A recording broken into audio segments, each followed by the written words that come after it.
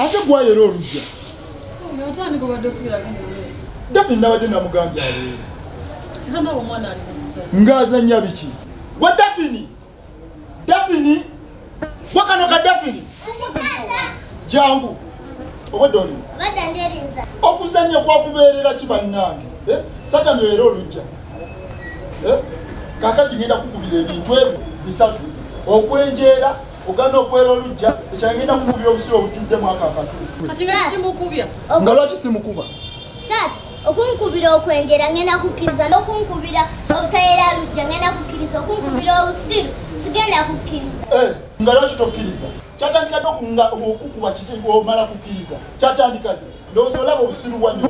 gwoyonoonye omwana kale ngenda kukuba n'obusiru bwogenda okunkubira bubwo gwe yabumpa nga nabukuwa ntya bulijjo nkulira ne maama agamba kiraba obusiru bwa kitaawo